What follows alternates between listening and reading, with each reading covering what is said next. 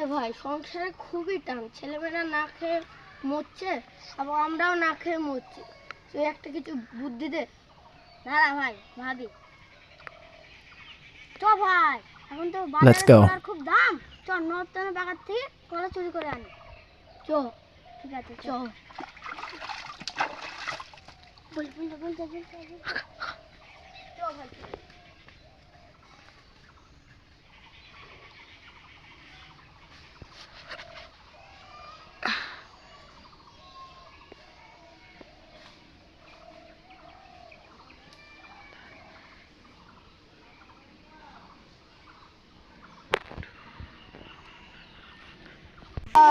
মাতালটা শুয়ে আছে, মাতালকে শুধাই দিচ্ছে।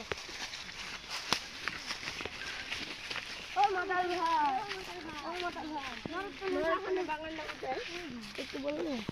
ছেলেপুলে বিয়ে খাচ্ছে, ওদের শুধাই দিন নরতনের বাগানটা কোথায়। ঠিক আছে ও ভাই, নরতনের বাগানটা কোনটা বলবে? শালা ওইটা নরতনের বাগান দেখতে পাচ্ছেন না? ঠিক আছে ভাই।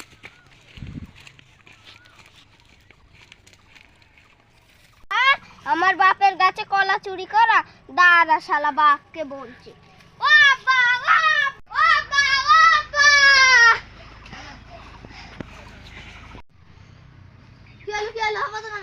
দাঁড়াও একটু হাত নেই বলছি। আমাদের কলাগুলো সব চুরি করে নিয়ে চলে গেল, তাড়াতাড়ি চলো। চলো। ও আব্বা, ও দেখো ওই শালারা চুরি করছে, চলো চলো চলো চলো। কোন শালারা আমাদের কাছে কলা চুরি করছে?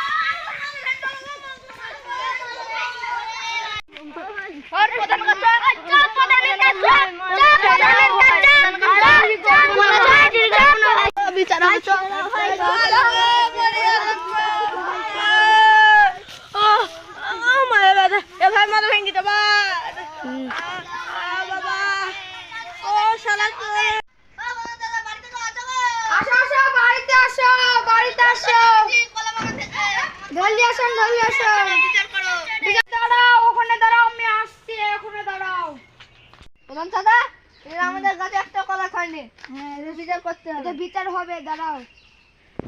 তো শুনলাম, এবার এদের বিচারগুলো শুনবো। আর ছেলেমেয়েরা না খেয়ে মরছে, সংসারে চলছে না, তাই পেটের দ্বারাই চুরি করছে। তোমার শুনলাম, বিচারটা করতে হবে।